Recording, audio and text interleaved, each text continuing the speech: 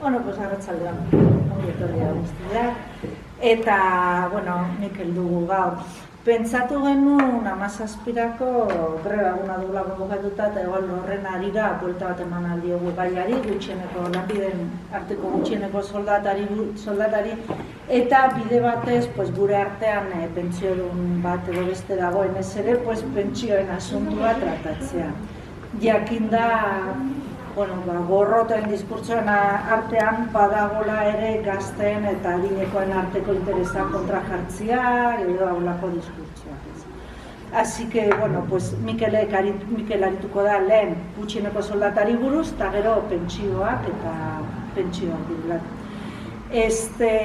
Grabatzen ari gara, baina ez dugu zuzenean emango. Beraz, esan dezakegu nahi duguna, ze gero borratzeko aukera izango dugu ere, ¿vale?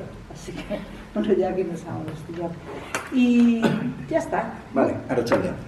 Bueno, la primera parte sobre el tema del salario mínimo relacionado con la huelga, esto no aparece en la presentación de diapositivas, lo va a hacer verbalmente. Sobre eso, si pasa algún texto, y quizás lo tengáis, un artículo de Viento Sur y una actualización de estos últimos días. Y luego pasaré a comentar el tema relacionado con la presentación. Bien, el tema del salario mínimo. Primero, los salarios mínimos, en el caso del Estado español, se fijan, son competencia exclusiva del Estado, es decir, el Estado tiene competencia para fijar el salario mínimo interprofesional, está regulado en el Estatuto de los Trabajadores, lo tiene que fijar anualmente, y la ley dice unos criterios muy generales que son poco constrictivos para decir el criterio de las cuantías. Bien, recientemente se ha aprobado una directiva de la Unión Europea sobre el tema de los salarios mínimos, pero que es escasamente constrictivo. Se dudaba si tenía competencia para fijar una directiva sobre salarios mínimos, porque en el Tratado de Funcionamiento de la Unión Europea el tema de los salarios aparece como competencia de los Estados miembros. Pero este tribunal ha entendido que como los salarios forman parte de las condiciones de trabajo, pues ha podido entender que podía decir algo, pero siempre respetando amplio margen a los Estados miembros para la aplicación de los Estados miembros. Entonces, además fue aprobada solamente por 8 Estados miembros. Votaron afirmativamente esa directiva y es poco constrictiva, por lo tanto va a tener muy probablemente, si no es además, porque no han recurrido, que incluso aunque quedase aprobada, aunque no fuese revocada, va a tener poca eficacia práctica. Por lo demás, en la Unión Europea hay 22 estados que tienen, como el Estado español, fijan salarios mínimos legales, es decir, que el Estado a través de una norma fija la cuantía del salario mínimo, y en otros 5 Estados miembros, varios estados nórdicos, pero también Italia, se remiten a la negociación colectiva, que sea la negociación colectiva, sector por sector, el que fije los salarios mínimos. O sea, no hay salarios mínimos del Estado. Lo que pasa es que en algunos casos, en el caso de Suecia, la negociación colectiva es muy potente, abarca a la gran mayoría de las trabajadoras y trabajadores, y en Italia no, es un poco parecido como el Estado español, y ahí sería más importante justamente cuando la negociación colectiva es débil que lo fije el Estado. Bien, además de eso, los salarios mínimos son objeto de diferentes tratados internacionales, desde la Declaración de Derechos Humanos, la Organización Internacional del Trabajo, que ya en 1919 en el Tratado Fundacional habló del asunto, y luego hay en uno de los convenios de la OIT trata eso. Pero lo más eficaz, lo más práctico que hay en materia de salario mínimo es la Carta Social Europea, que todo el mundo seguro que os suena. Es la Carta Social Europea llamada revisada, que habla de que todo el mundo tiene derecho a un salario mínimo decente, pero no es directamente el documento de la Carta, sino un organismo que se llama Comité Europeo de Derechos Sociales, que es el que está encargado de interpretar a la Carta, y que están representados todos los Estados miembros, el que ha dictaminado que para que el Congreso mínimo, que los salarios mínimos respondan a su función de proporcionar un nivel de vida decente a los trabajadores y trabajadoras y sus familias, dice, debe alcanzar una determinada cuantía, que debe ser, en un primer momento, dijo, el 68% del salario medio bruto, después ha llegado al salario medio neto, es decir, lo ha reducido primero del 68 al 60% del bruto y después ha dicho salario por ciento neto. ¿Qué es la importancia de bruto neto? Pues entender que el tema de las cotizaciones sociales y los impuestos sobre la renta debe ser asegurarlos, es la competencia de los estados, el garantizar de que se llegue a alcanzar un porcentaje del salario medio, como que eso lo pudieran complementar o debieran complementar los estados. Bien, esto es un poco la Carta Social Europea, que no se sigue mayoritariamente por muchos Estados miembros. Hay 5 o 6 Estados miembros de la Unión Europea el que se fijan como objetivo el que el salario mínimo alcance el 60% de los salarios medios. Bien, en el Estado español, el actual gobierno, se ha fijado como objetivo que se llegue al 60% del salario medio. El problema que tiene es que, bueno, es un salario medio del conjunto del Estado español, y tiene un problema también muy práctico, pero que tiene su importancia, que es que el salario medio normalmente se hace público, el del 2026, el de ahora en estos momentos, el último que se ha hecho público es el del 2024. En diciembre del 2025 se habrá hecho público el salario medio del 2024. O sea que para el 2026, si se toma como criterio el salario medio del 2024, pues hombre, pues en el 2024 al 2026, que es para que tuviera efectos en el 2026, y hay un problema de decalaje. Por esa razón, aunque de vez en cuando las declaraciones de la ministra de Trabajo ha dicho ya el gobierno español cumple el compromiso de la Carta Social Europea de que el salario mínimo llega al 60% del salario medio, no es cierto, porque no es ni siquiera cierto con relación al último salario medio, pero mucho menos si tenemos en cuenta que el salario medio del 2026 no lo sabemos todavía, y se está tomando en cuenta el del 2024. Bien, bueno, la importancia que tiene el salario mínimo pues es evidente, que es para que juegue un papel de protección importante para que haya gente que no quede cubierta adecuadamente por los convenios colectivos, o porque no los tenga, o porque tengan convenios colectivos con salarios mínimos muy bajos. En los últimos años, el gobierno español, ha habido aumentos importantes del salario mínimo, que empezaron en el 2018, que subieron el 22,3%, y en estos momentos, desde entonces hasta ahora, ha subido el 66%. O sea, es decir, que ha sido una subida muy importante, eso sí, sobre un salario mínimo que en la época era absolutamente ridículo, bajísimo, ¿no? Pues bueno, están subiendo, aunque es cierto que se ha reducido la intensidad de los aumentos, que fueron muy importantes en los primeros años, y que ahora están subiendo en este año el 3,1, algo más de la tasa de inflación, pero posiblemente no más que lo que han subido los salarios medios o van a subir en 2025, que ya han subido algo más que la inflación. Es decir, que bueno, se ha reducido el asunto. Y luego además con otro problema serio, y es que en los últimos años, aunque se haya respetado, en algunos casos igual ni se respeta, el salario mínimo aprobado por el gobierno, salario mínimo interprofesional, así se llama, se han absorbido una serie de complementos salariales que había anteriormente. Es decir, por poner un ejemplo muy claro, imaginémonos un salario mínimo de antes de 1.100 euros, pero que la gente cobraba complementos de antigüedad, complementos de nocturnidad, complementos de penosidad o peligrosidad en el trabajo, que hacía de que para muchos trabajadores, además de los 1.100 euros que decía el convenio que tenía el salario mínimo, pues te cobraba 300 euros más, 1.400. Ahora llega un salario mínimo que tiene 1.221, pero una serie muy importante, no forzosamente todos, pero algunos, absorbían esos complementos diferentes. Y encima la jurisprudencia del Tribunal Supremo ha dado validez a la absorción de esos complementos. Ahora el Gobierno acaba de decir que están preparando un texto que a la falta de ver que se apruebe para regular los complementos que no son embargables, es decir, que hay que mantener el salario mínimo, pero además se deben añadir todos esos complementos de cantidad y calidad en el trabajo. Hay una serie de ellos que se van a detallar, el que no se pueden absorber, igual algún otro sí, pero una serie de complementos que son inembargables. Bien,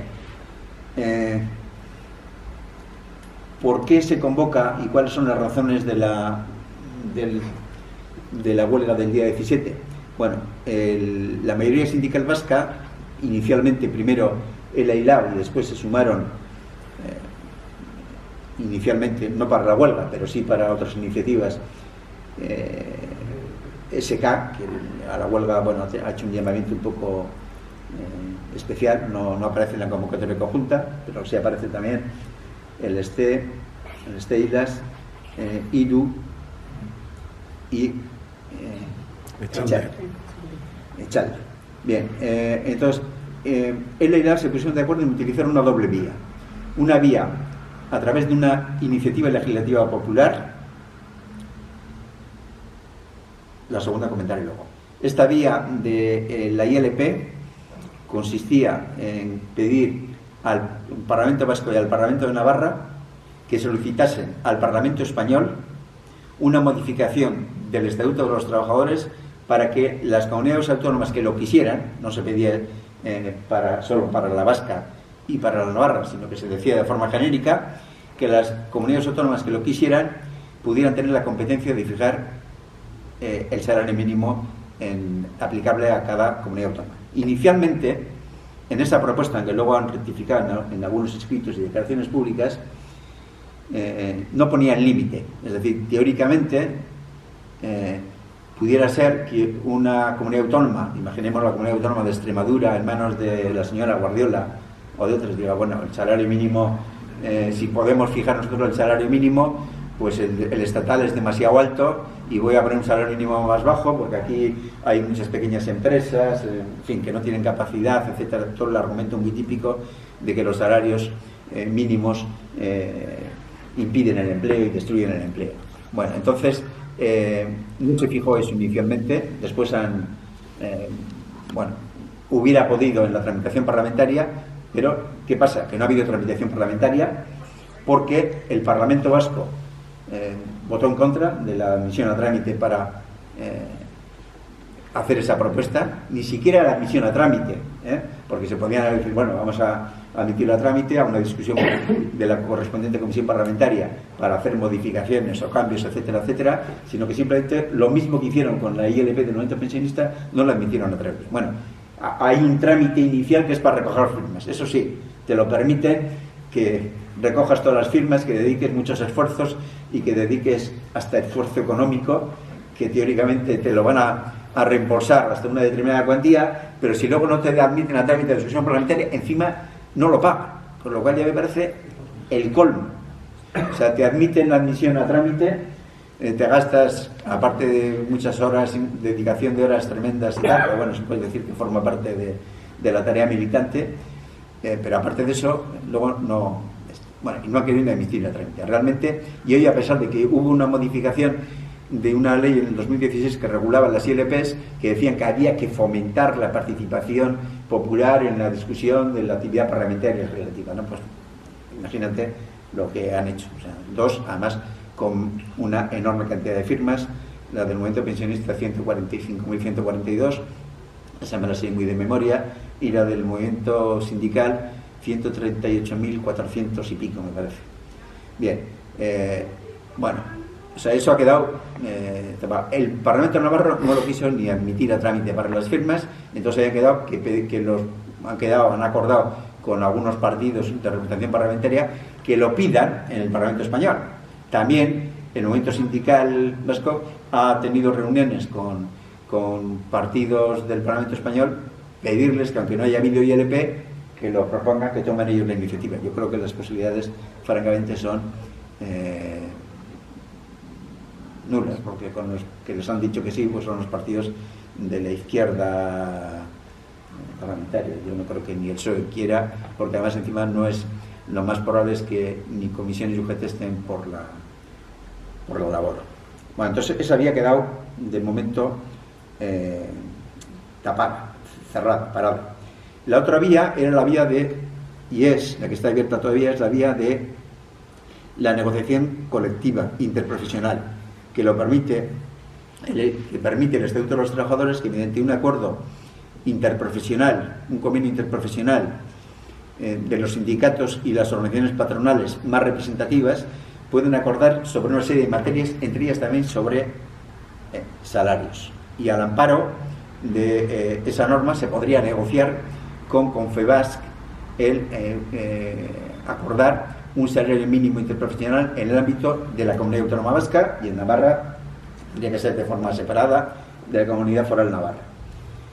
Lo que ha ocurrido es que cuando Confebask se ha negado a sentarse a la mesa, ni siquiera a discutir, se presentaron una demanda ante el Tribunal Superior de Justicia del País Vasco, que ha dicho que aunque la ponente, a la que conozco, Garbiñe Birru, que es la presidenta de la TSJ y del TSJ, bueno, ha sido, pero es la presidenta de la Sala Social, ha resuelto que como el salario mínimo interprofesional, además de en su vertiente, que es la más importante, de salario que es obligado de pagar a los trabajadores y trabajadoras, tiene eficacia en una serie de prestaciones sociales, es decir, que se fija como parámetro para fijar los subsidios de desempleo, y a través de un índice, de lo que se llama de índice de IPREM, pero que a su vez está relacionado con el salario mínimo interprofesional, otra serie de prestaciones como el ingreso mínimo vital y otras, y que eso no podía ser nunca competencia de las comunidades autónomas, porque son competencias exclusivas del Estado.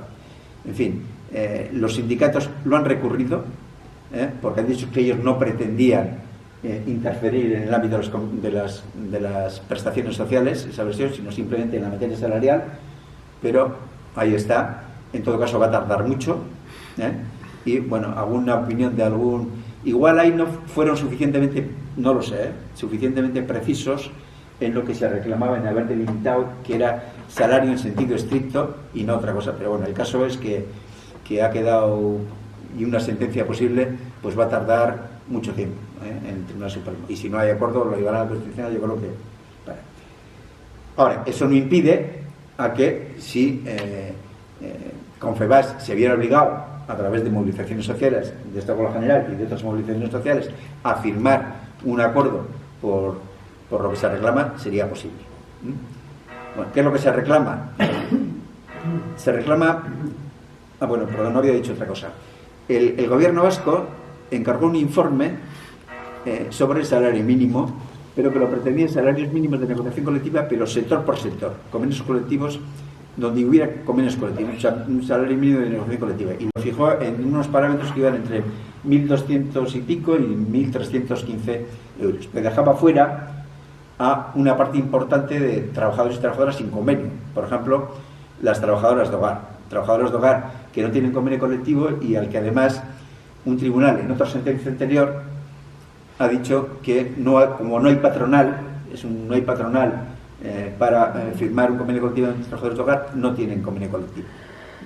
Precisamente para esas, y con la propuesta del gobierno vasco, que era la que se asuntaban también comisiones de UGT, esa gente con convenios colectivos, sin convenio colectivo o con convenios colectivos estatales muy bajos, no quedarían protegidos por esa cuantía. Y además la cuantía que fijaba abarcaba a muy pocos trabajadores y trabajadoras. Por esa razón, lo que el movimiento sindical ha acordado es que sea un convenio colectivo para todos los sectores, no sectorial, interprofesional para todos los sectores, que es posible conforme al Estatuto de los Trabajadores, y además ha elevado la cuantía hasta 1.500 euros. Inicialmente, ELA propuso una cantidad no fijada en base al 60% del salario medio, sino a lo que él entendió que ya el salario medio no debía ser un criterio, porque como los salarios han perdido, eso lo comentaré después en la transparencia, han perdido la parte salarial ha disminuido con relación a la parte de los beneficios, es decir, los salarios, incluyendo los medios, han perdido parte, y que por lo tanto no era un parámetro adecuado el salario medio. Entonces, que para que tomase en cuenta el conjunto de lo producido, habría que incluir la renta media, en el cual no solamente hay salarios, sino también beneficios. Entonces, fijábamos como criterio el 65% de la renta media de la Comunidad Autónoma Vasca y por Euskal Herria. La cuantía que le daba, según sus cálculos, eran 1.795 euros. Se siguió con el criterio del 60% del salario medio, que es lo que está más extendido y reivindicado, y el gobierno español dice que lo quiere aplicar. Aquí se quería aplicar, pero para Euskal Herria, y dijo 1.600. Pero al final, para empezar, acordaron 1.500 para empezar, explicando de que es un primer paso, que no es el objetivo final, y que es un primer paso, aunque evidentemente tiene toda la pinta que incluso ese primer paso va a costar algo más incluso que esta global general. Este salario mínimo de 1.500 euros tiene ya la ventaja que tiene una importancia, sería aplicable no a los muy pocos miles que era en el plan del gobierno, sino que sería aplicable a unos 160 y tantos mil personas. Luego hay más gente que cobra menos, pero que cobra menos, por ejemplo, porque trabaja a tiempo parcial. Es decir, que el salario mínimo no garantiza de que todo el mundo cobra esa cuantía, porque trabaja a tiempo parcial, que si es voluntario, vale, pero puede que no sea voluntario. De hecho, hay un porcentaje importante de trabajo de tiempo parcial involuntario, como el 60%. Y además, cuando es voluntario, entre comillas, está muy condicionado socialmente. Y en el interior de la familiar, pues puedes trabajar a tiempo parcial porque no tengo resuelto las haurrescolas para los niños y niñas, o no son gratuitas, o son caras, o el cuidado de las personas dependientes, porque, bueno, por razones porque lo tengo que cuidar en el interior del hogar familiar. Es decir, que la voluntariedad es siempre una voluntariedad a poner entre comillas, ¿no? Es una voluntariedad muy, muy condicionada por razones tanto del interior del hogar familiar como de prestaciones y servicios públicos. Pero ya se calcula que hay unas 300.000 personas que cobran menos, que trabajan, pero que cobran menos del salario mínimo. Pero unos 165.000 que trabajando a jornada completa no llegan al salario mínimo. Además, según todos los estudios, cuando se aprueba un salario mínimo, se ejerce una presión al alza de los salarios que están por encima del salario mínimo. Es decir, claro, el que ahora, si se aprueba un salario mínimo de 1.500 y hay alguien que gana 1.525, lo más normal, que está ganando 300 euros más que el salario mínimo en vigor, pues lo más normal es de que ese le tengan que subir, si no todo, una parte importante. Es decir, ejerce una presión hacia el alza de los salarios. Es decir, que además de aquella gente a los que se le tenga influencia directa, tiene otra relación. Bueno, pues de ahí es la importancia de esta huelga de la semana que viene, para hacer presión a una patronal que hasta ahora no quiere negociar nada, y que, bueno, dice que habría que negociar todo el absentismo, que es un tema en el que insiste continuamente, y además encima pues diría si absentismo y otras medidas de flexibilización máxima, y que además se nega. Yo creo que ni siquiera con esas medidas aceptarían fijar un salario mínimo de esta cuantía. Bueno, pues esto es un poco lo que... El tema salarial, ya no sobre el salario mínimo, va a salir más adelante sobre el tema de las pensiones. Bueno, los temas que pensaba tratar son estos, muchos. Algunos me voy a detener más, otros, como quedarán en las transparencias, el que quiera lo podrá ver. Y algunos de ellos, además, el primero y casi la totalidad del segundo no se desarrollen las transparencias, sino lo voy a comentar verbalmente porque lo quiero hacerlo de forma muy rápida. Porque es importante saber qué terminología usamos cuando hablamos, que tiene su importancia. ¿Qué tipos de sistemas de pensiones hay? Bueno, hay de diferentes categorías. Unos son sistemas de reparto y otros de capitalización. ¿Qué es un sistema de reparto? Es un sistema que se financia mediante las cotizaciones de las personas trabajadoras, si son autónomas, también de los autónomas, y se reparte inmediatamente en forma de prestaciones, sin necesidad de ninguna acumulación previa. Es decir, lo que entra, sale, teóricamente el mismo año. O sea, lo que se financia con cotizaciones se reparte inmediatamente en pensiones y otras prestaciones de seguridad social, aunque las pensiones es el componente más importante, como luego veremos, de la seguridad social. Mientras que un sistema de capitalización es un sistema en el cual las aportaciones y los rendimientos que se salgan de las mismas son los que se van a repartir cuando se cause derecho a la pensión, que puede ser en el momento de la jubilación o la jubilación, la incapacidad permanente, cuando se acceda a la pensión. O sea, eso es un sistema de capitalización. Luego diré qué relaciones tienen unas cosas con otras. Hay unos que son de prestaciones definidas y otros de cotizaciones definidas. Un sistema de prestaciones definidas es un sistema que prevé cuánto se va a cobrar de prestaciones conforme a lo que hayas cotizado, a los años, pero fija los criterios ya de forma clara, precisa. Ya se sabe lo que se van a cobrar, el sistema define lo que se va a cobrar de prestaciones. Mientras que otros son sistemas de cotizaciones. Lo que se fija es lo que se va a cotizar, no lo que se va a obtener de prestaciones. Se fija la cuantía de las cotizaciones. Hay otros, unos son públicos, y públicos son aquellos en los cuales la gestión lo llevan directamente y la normativa la fijan los poderes públicos. Y otros privados, en los cuales la gestión, aunque puede haber normativa, pero la gestión es entidades privadas. Y cuando digo entidades privadas, pueden ser también los sindicatos. Desde ese punto de vista se les considera privados. Y pueden ser patronales y sindicatos. Luego hay una gestión que puede ser estatalizada. En el sistema del Estado español es una gestión muy estatalizada. Teóricamente hay unas comisiones de participación, pero que tienen un papel absolutamente mínimo, regular, unas comisiones de participación en las cuales están representadas sindicatos y organizaciones patronales, pero nada, las gestiones lo lleva directamente, pues en el caso del Estado español, el INSS, el Instituto Nacional de Seguridad Social, y otras que puede haber, el Instituto Social de la Marina.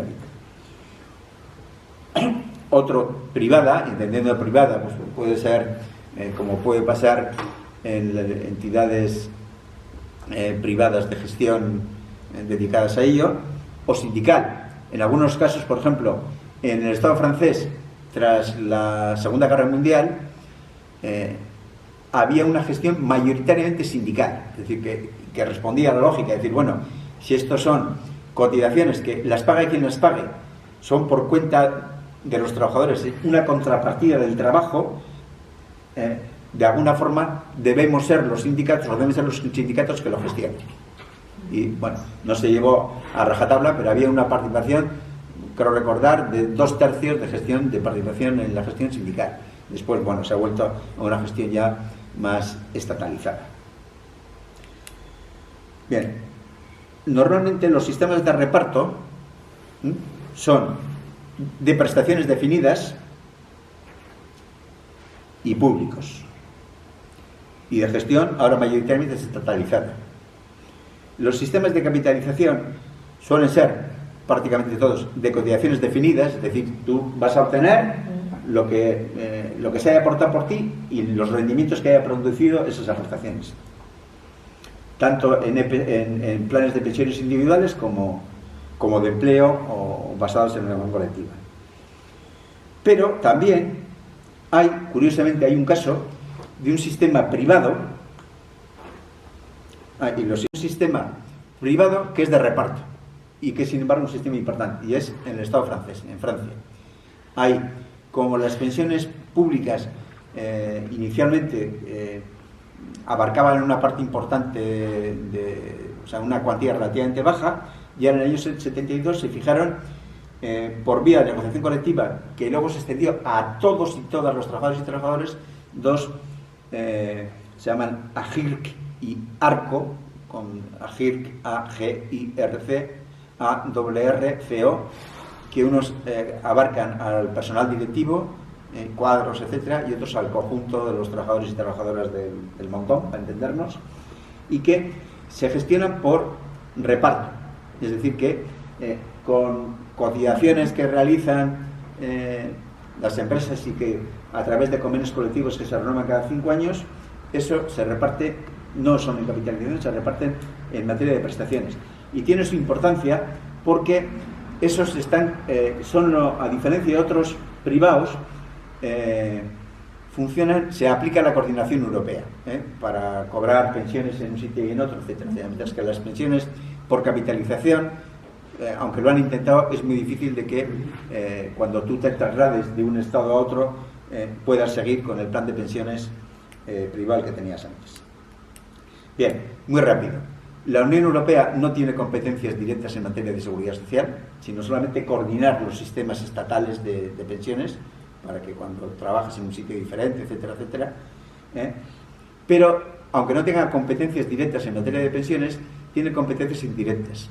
Competencias indirectas a través de las normas sobre déficit y deuda pública. Pone límites al déficit público y a la deuda pública, y a través de sus informes, basados en lo que se llama el método abierto de coordinación, hace propuestas y sugerencias a los Estados miembros de que son muy eficaces. Además, claro, como las normas sobre déficit público y deuda pública son muy imperativas, hace mucha presión sobre ese tema. Es decir, tiene más... lo que no puedes fijar normas precisas de cómo tiene que ser la cuantía de tal o cual pensión, pero sí puede presionar para que las pensiones no contribuyan al aumento del déficit público o la deuda pública. Bien. Ahora, ya, características del sistema estatal de pensiones. Bueno, pues por una parte, que las pensiones es la mayor parte del gasto de la seguridad social e incluso del conjunto del gasto en políticas sociales. En el 2025, el gasto en pensiones, incluyendo el de clases pasivas es una palabreja que se aplica a los funcionarios y funcionarias públicas. Yo creo que nos debiéramos quejar, los que hemos sido funcionarios públicos, que nos llamen clases pasivas. Es una forma bastante degradante de llamar a esto, ¿no? Pero bueno, así se llama. Estamos de acuerdo con el gobierno. Bueno, pues eso no está incluido en el sistema de seguridad social, tiene una norma separada, la ley de clases pasivas, y bueno, tiene diferencia en que hay el grueso de las cotizaciones, a diferencia del los sistemas de seguridad social, del sistema de seguridad social, son aportaciones del Estado. Los funcionarios públicos pagan, pero menos. Y ahora ha habido una tendencia a que los nuevos empleados y empleadas públicas ya pasan directamente al sistema de seguridad social. O sea, quedan antiguos funcionarios y funcionarios públicos. En estos momentos, no sé qué contiene, pero 700.000, 800.000 personas están todavía en el sistema de clases pasivas.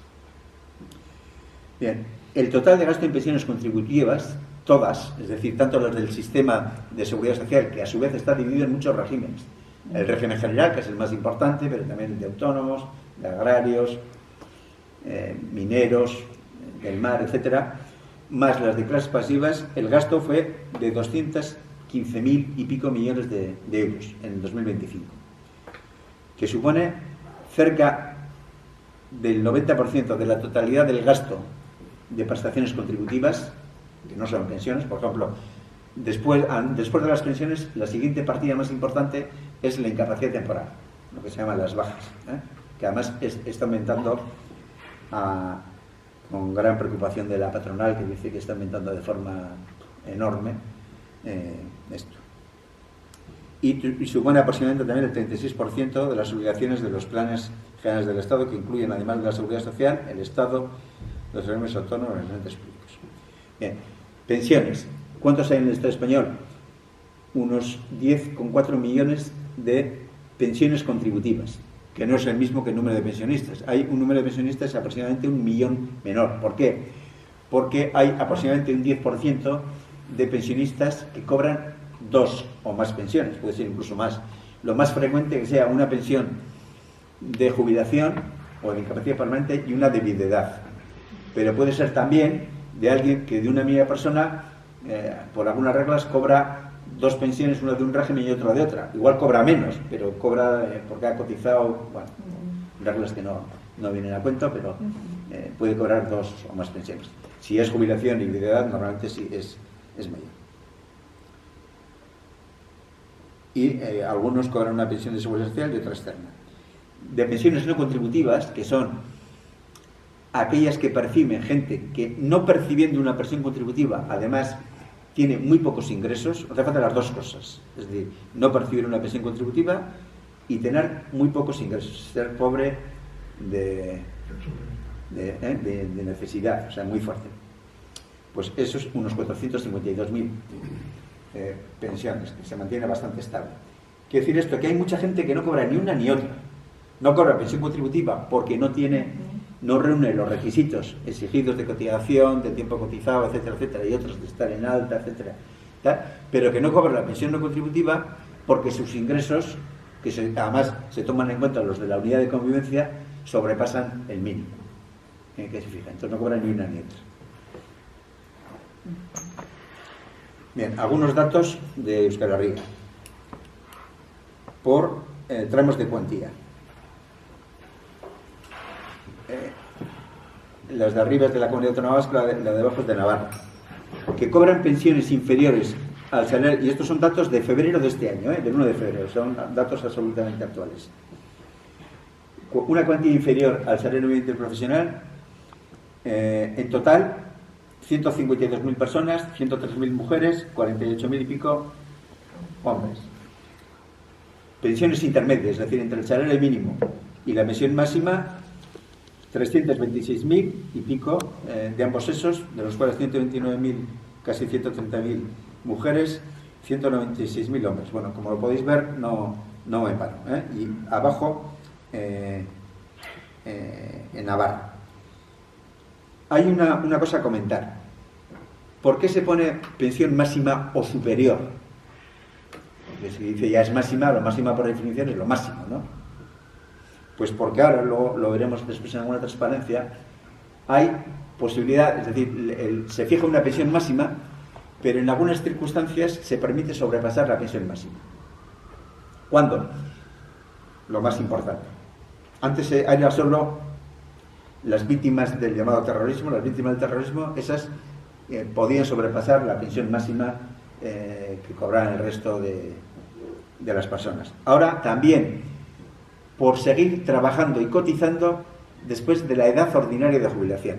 Es decir, si tú puedes jubilarte, ya depende, eso es otro tema, a los 65 años, por cada año que siguieras cotizando después de los 65, tienes un porcentaje que ha ido variando, que permite sobrepasar la pensión máxima. Si tú ya estabas en la pensión máxima y sigues trabajando después de la edad ordinaria de jubilación, no antes, antes no vale, es decir, sino después de la edad ordinaria de jubilación, sea esta la que sea, lo volveré, se permite sobrepasar la pensión máxima, que se fija para el resto. La pensión máxima sería para las que se producen antes de la edad ordinaria de jubilación, pero después de la ordinaria de jubilación se puede sobrepasar la máxima y se puede cobrar además en porcentaje o de una sola vez.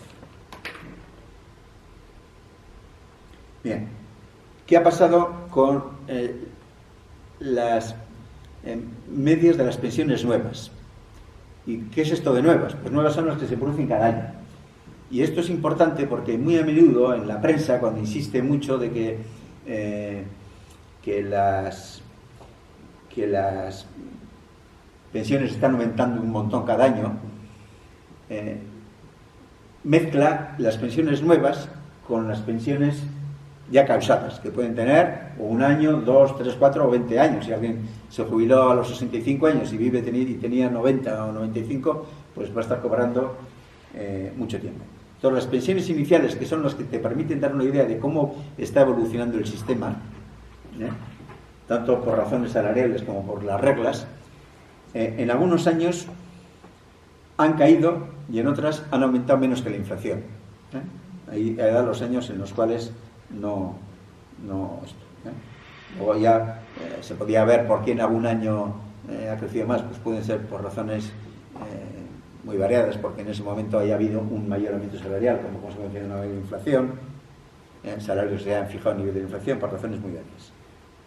Bien, ha habido una serie de reformas. La seguridad social siempre está en perpetuo cambio y movimiento, y, bueno, sin parar, y hay además cambios grandes y cambios pequeños de detalle que se producen todos los años.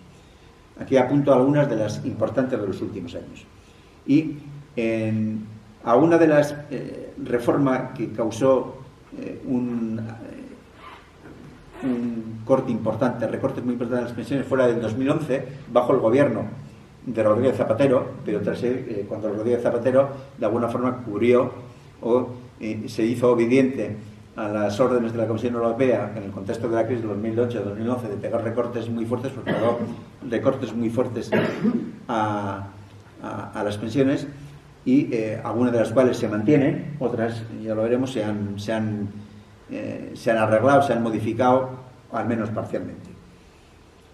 Y la del 2013, con el gobierno Rajoy, fue muy importante en dos elementos, pero que los dos elementos que de la reforma de Rajoy del 2013, dos elementos importantes, las dos han cascado.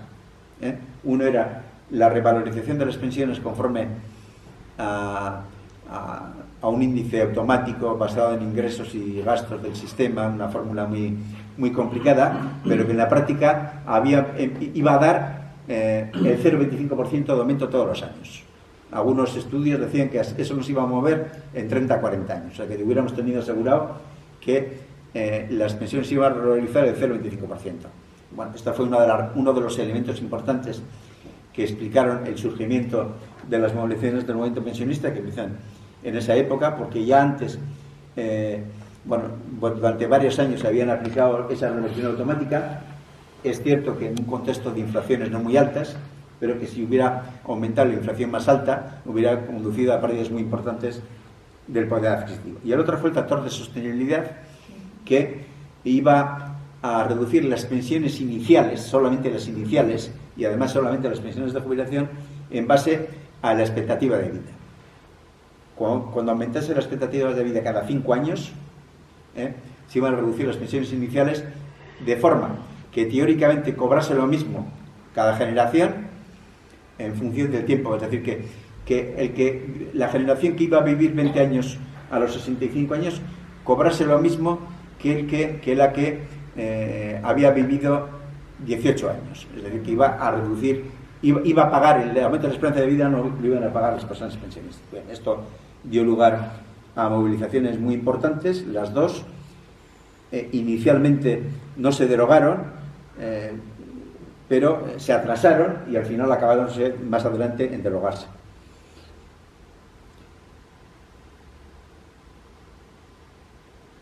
Y luego estos a otras daban la reducción de las pensiones iniciales, el atraso en la edad de jubilación, porque el atraso, además de ser una faena porque obligaba a trabajar durante más tiempo, a mucha gente que se iba a ver obligado a jubilarse anticipadamente porque no le mantenían en el empleo hasta edades más tardías, pues se le aplicaban coeficientes reductores y le iba a dar lugar a la reducción de las pensiones iniciales. O la prolongación del periodo de cálculo. Las pensiones que antes se calculaban en base a 15 años pasaban a calcularse sobre la media de 25 años. De forma progresiva, eso iba a dar lugar también a reducción de las pensiones iniciales. Bien, los efectos de las reformas, sobre todo la del 2011, dieron lugar a que la distancia entre el producto el PIB per cápita de los mayores de 65 años comparada con los menores de 65 años aumentase la diferencia. Es decir, aquí, en ese momento, estos recortes dan lugar a que la cuantía prevista, esto eran previsiones que hacía el Green Report, que es un informe que hace la Comisión Europea cada 3 años, que estaba previsto que las pensiones en valor real iban a aumentar en la línea de abajo muy poco, mientras que el PIB per cápita de los menores de 65 años iba a aumentar más. Es decir, iba a haber un deterioro relativo de las personas pensionistas en relación con las personas en activo.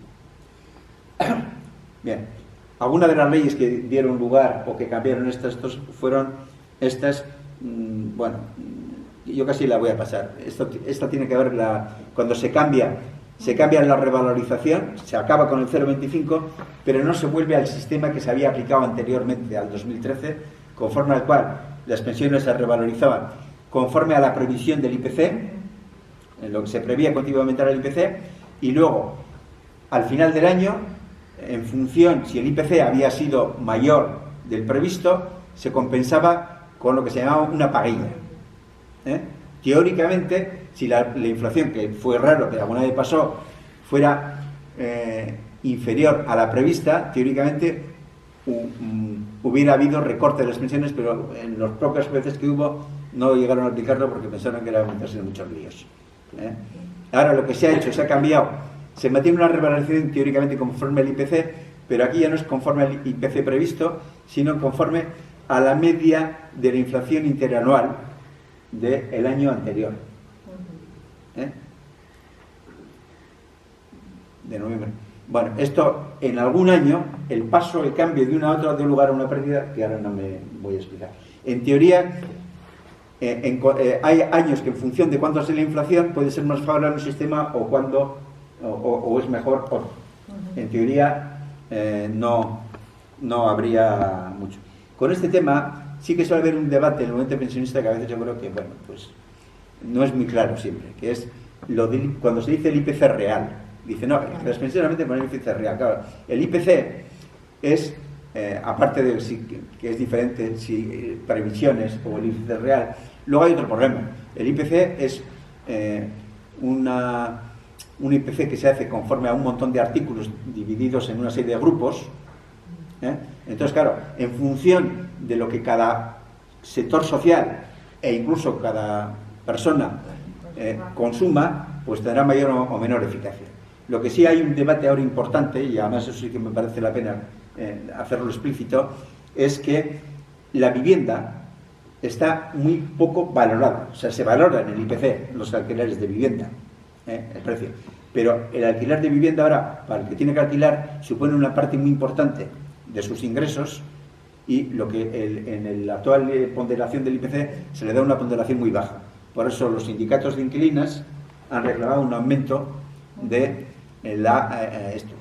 bajando otros, claro, que tiene que dar un 100%, ¿no? O sea, y la compra se entiende que es como una inversión y no se valora, lo cual también es muy discutible, porque mucha gente que tiene que estar pagando una hipoteca durante 25 o 30 años, pues no es una inversión, pero bueno, pues es algo, no es lo mismo que un alquiler, pero tampoco es tan distante, no es una inversión para especular allí, es una inversión para tener una vivienda, y también entiendo yo que se debiera incluir en la apreciación tanto los alquileres como la vivienda. Pero por lo demás, ya digo, o sea, cada persona puede tener, unos pueden gastar más en... Lo que sí es cierto es que las personas de más bajos ingresos gastan sobre todo ¿en qué? En la cesta de la compra, eso es cierto. Y es muy posible de que eso esté también menos valorado, pero a su vez la cesta de la compra hay veces en que ha subido mucho y otras ha subido menos. En estos momentos, después de aumentos muy importantes el año pasado, 2 años, parece que ha habido una cierta contención. Ahora lo que nos va a subir Trump y Netanyahu nos van a subir la gasolina y la electricidad y el gas. Bien. Luego hay otras normas que tienen por función o por objetivo alcanzar la edad efectiva de jubilación a la legal. Porque ¿qué pasaba? La edad era 65 o 67 años, pero mucha gente se podía jubilar con facilidad antes y perdiendo poco, de forma anticipada. Tanto porque había muchas causas que permitían la jubilación anticipada, como las condiciones eran menores, como porque la pérdida era menor. Entonces se ha puesto una serie de dificultades y de obstáculos para desestimular el acceso a las jubilaciones anticipadas. Por ejemplo, requiriendo que la jubilación anticipada, que antes se podía hacer desde los 60 años, sea 2 años solamente 2 años para las voluntarias antes de la edad legal y 4 en las forzosas. Bueno, luego también en las jubilaciones, esto es importante, que las penalizaciones que para las pensiones más altas antes podían tener poca eficacia, porque alguien que hubiera cotizado por las bases máximas de cotización, como luego hay una pensión máxima, es algo de lo que no había hablado. O sea, ahora hay unas cotizaciones máximas. Alguien que cotice toda la vida por las bases máximas de cotización, tiene una regla, ahora se va a calcular la pensión, imaginémonos, sobre 25 años. ¿Significa eso de que alguien que haya cotizado siempre por las bases máximas durante todo el tiempo de cálculo, que son 25, y que además haya cotizado todo el tiempo necesario para tener el 100% de porcentaje, que antes era 35 y ahora va a ser 37, va a cobrar eso? No, porque luego hay otro tope máximo de pensiones. Ese tope máximo de pensiones, para alguien que reunía las condiciones de haber cotizado el máximo de tiempo y por las máximas cuantías, lo reduce la pensión porque hay un tope máximo de pensión. No se puede cobrar más que ello. Un 10%, un 11%. ¿Qué pasaba antes? Pues alguien, digo, bueno, me jubilo un año antes, si me reducen el 6% o el 7% sobre la base reguladora, pues no me va a reducir apenas, porque ya de todas formas tenía el límite máximo de pensiones. Para eso se puso primero un límite de que en todo caso iba a haber una reducción del 0,5% de trimestre, por trimestre, un 2% año. Pero eso seguía siendo poco. Entonces, ¿qué hay? Lo que se hizo, pues que se iba a calcular la reducción no sobre la base reguladora, la base de cálculo, sino sobre la pensión. O sea que si tú vas a cobrar ya la pensión máxima y te jubilas 2 años antes, el porcentaje que te corresponda, que es un porcentaje a su vez depende de cuánto tiempo cotizado tengas por encima de este.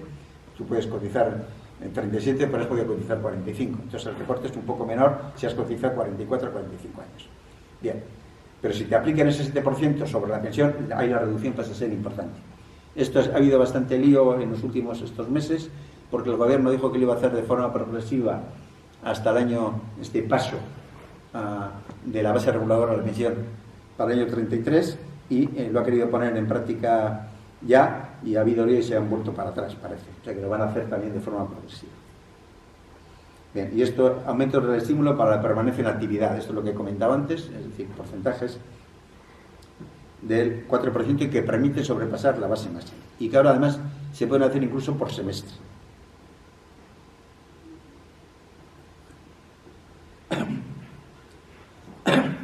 Bien, la ley esta tiene por primera vez, la ley de 2001, se ocupa de un tema del que antes no se ocupaba. Se ocupaban las leyes de reforma, que era preocuparse por los ingresos, no solamente por las prestaciones y los gastos, sino por los ingresos. Y la primera norma fue para financiar la jubilación de los baby boomers, es decir, de la generación del baby boom, que son los nacidos entre el 57 y 77, estimativamente, que son las generaciones más numerosas. Luego ya se va a desacelerar y por lo tanto se va a reducir el porcentaje de pensionistas, el número de pensionistas. Antes había el factor de sostenibilidad que se ha anulado, que se conducía a la reducción de las pensiones iniciales, y ahora, hasta en cuantías que podrían ser muy importantes y además acumulativas, y ahora se fija que se llama MEI, Mecanismo de Equidad Intergeneracional, es decir, por eso, es decir, equidad intergeneracional con las generaciones más numerosas, que son las que se van a jubilar en ese tiempo. Entonces, para eso se prevé unas cotizaciones especiales que inicialmente se dice que iban a tener lugar entre el 2023 y 2032, porque luego ya se supone que empezaba las generaciones, o iban a ir acabando las generaciones del baby boom, de inicio con el 0,6%, 0,5% a las empresas que tienen 1 trabajadores, pero que ya en estos momentos, como luego veremos, ya se han fijado en cuantía más elevada de 0,75-0,15%. 0,75% y 0,15%. Que esa proporción entre empresa y trabajadores es prácticamente la misma que para el conjunto de las cotizaciones de la Seguridad Social. O sea que en el Estado español la parte que pagan por las llamadas contingentes comunes para pensiones, para incapacidad temporal, por cada 5 parte empresarial, 1 trabajador. Aquí en este caso es matemático, en otras contingencias es aproximado. Y luego hay otra ley del 2023, mantiene las reformas del 2011 y la del 2013. Bueno, en el 2013 ya se habían derogado, se derogan las del factor de sostenibilidad y de revalorización automática. El paso progresivo de la base reguladora de jubilación, que no es la única pensión, lo que pasa es que es la más importante. O sea, hay pensiones de jubilación, de incapacidad permanente, de viudedad, de orfandad, a favor de familiares. Lo que pasa es que la jubilación es la más extendida, 60 y tantos % de las pensiones son de jubilación y suele ser, para en muchos casos, la de más cuantía.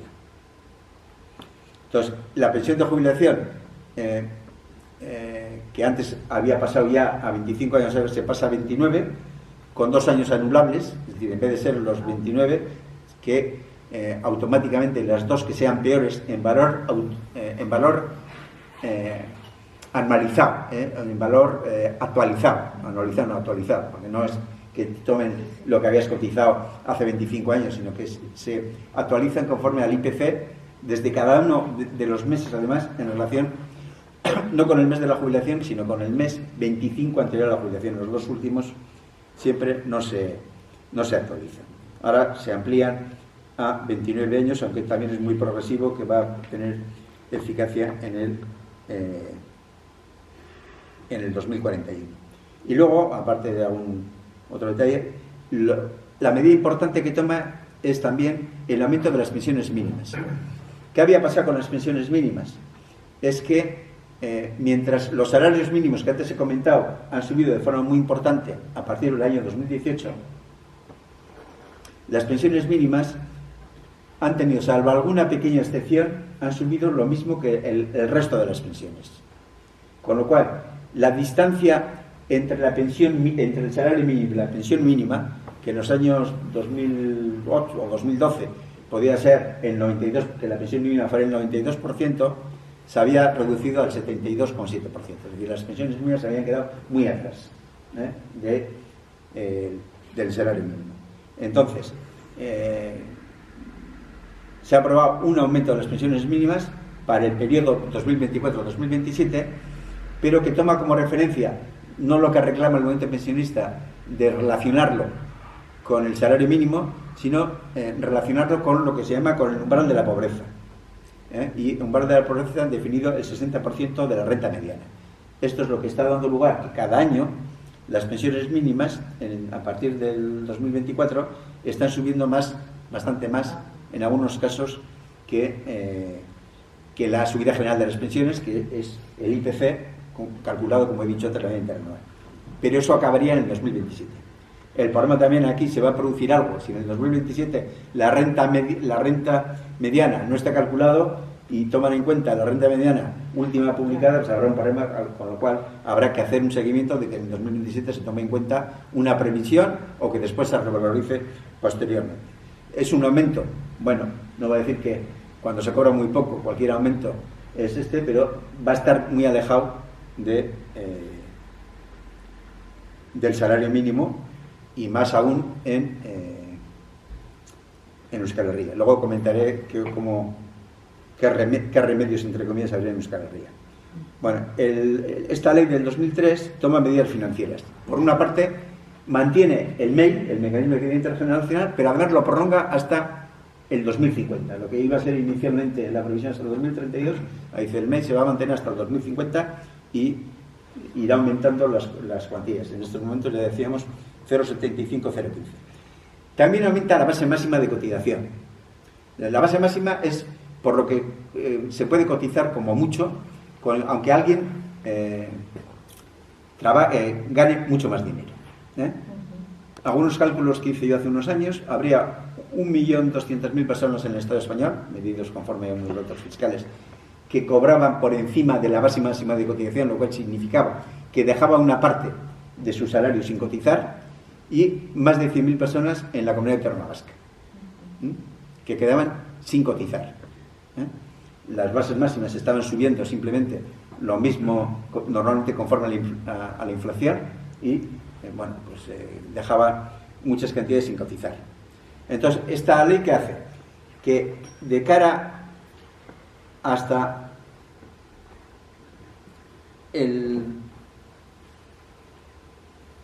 yo creo que es hasta el 2070, veo hay tantas fechas que ni me acuerdo, es hasta el 2050 o 2070, cada año va a subir lo mismo que la revalorización general, que el aumento general de las cotizaciones, más el 1,20% cada año. Es decir, si las cotizaciones, que normalmente se subirán también conforme a la inflación, lo mismo que se suben las pensiones mínimas, suben el 3%, la base máxima subiría el 4,2%. Y se preveía de que en el año pasarían a 72.000 euros, en estos momentos yo he puesto aquí 54.000, pero esto sería en el 2024, ahora ya estamos más,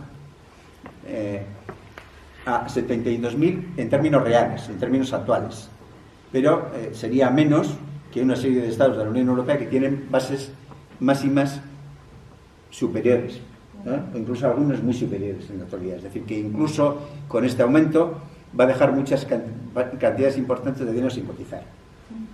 Aumenta también el tope máximo de pensiones. Ya decía antes que hay una diferencia entre el tope máximo de cotización y el tope máximo de pensiones. El tope máximo de pensiones no solamente es diferente con el tope máximo de cotización, sino que además reduce la pensión máxima que se pudiera cobrar. Pero en cuantía bastante más baja, el 0,115% al año. Es decir, los topes máximos de pensiones van a aumentar cada año. O sea, ya los que nos hemos jubilado y se nos haya aplicado el tope máximo de pensiones cuando nos jubilamos hace 2, 3, 4, 5, 10 años, esa va a ser nuestra pensión máxima. Pero los que se jubilan ahora ya se les va a aplicar cada año un tope máximo de pensión que va a ir en aumento, que va a ser más que en la inflación. Vale. Esta distancia aumentará la diferencia entre ambos topes. Si en el 2012 el tope máximo de pensiones era del 90,2% de la base máxima de cotización frente al 77,6% en 2021, bueno, pues ha aumentado.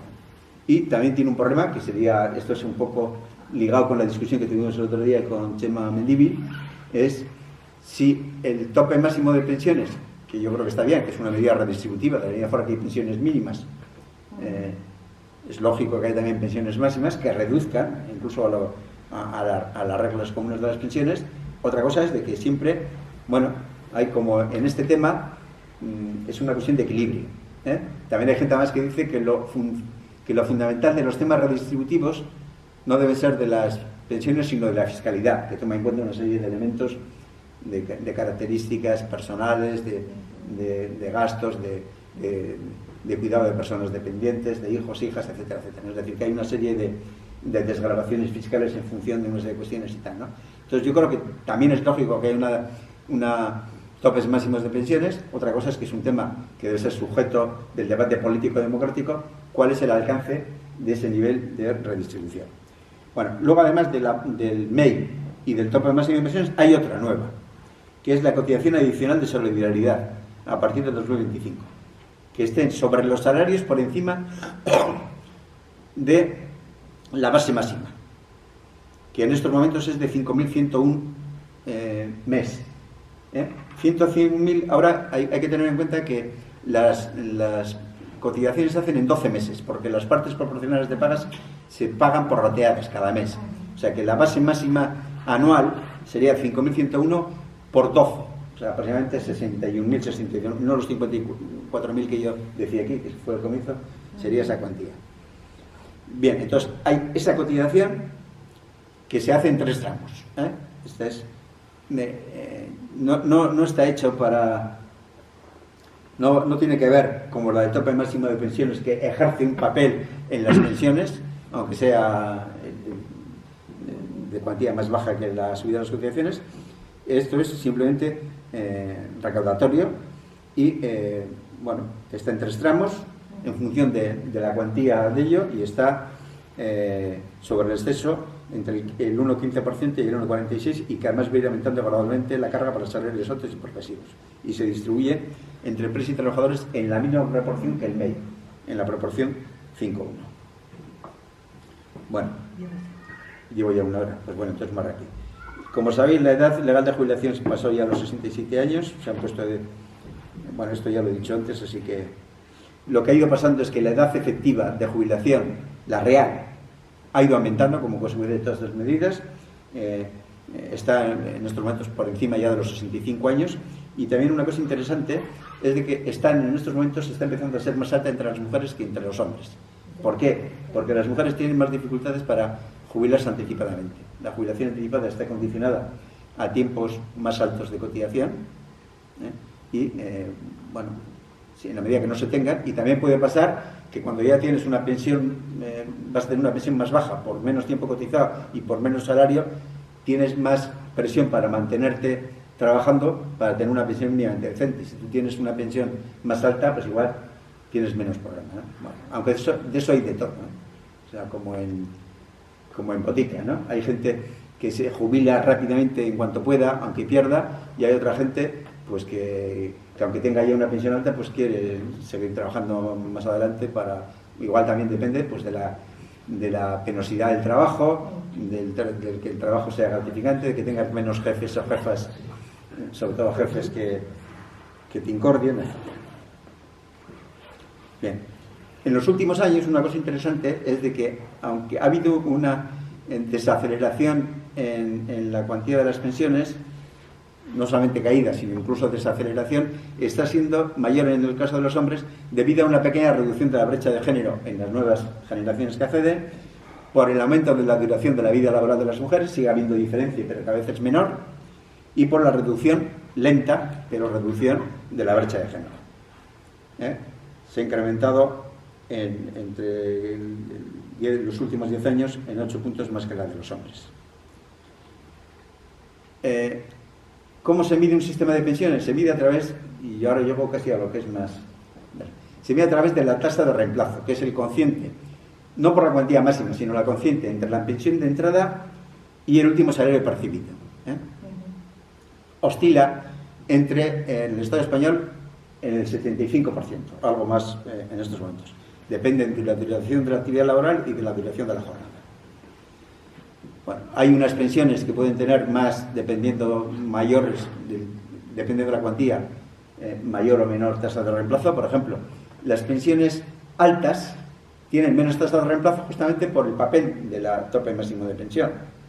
O sea, la relación entre la pensión y el salario es más baja. O sea, la gente va a perder más, va a sentir más, que pierde una proporción importante de su ingreso anterior porque ya estaba sujeto a un tope máximo de pensión.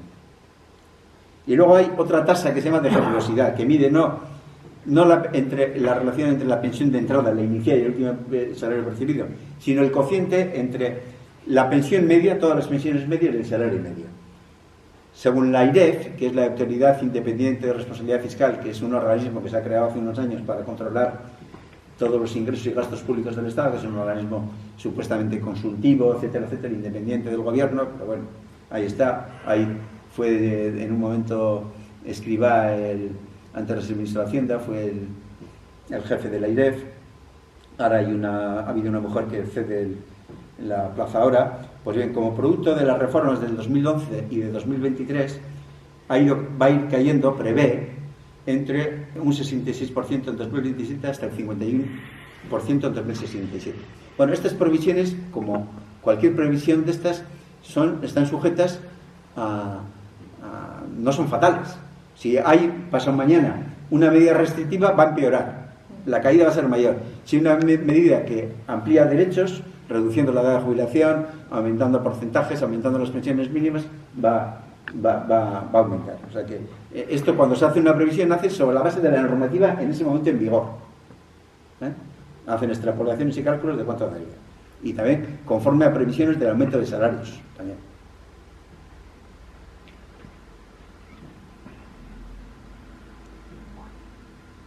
Aquí en este cuadro, lo podéis ver, hay las previsiones que hace la tasa de reemplazo del Estado español, que sería el 77,2 en el 2022, pasaría al 67% en 2045 y al 65% en el 2070, etcétera, etcétera.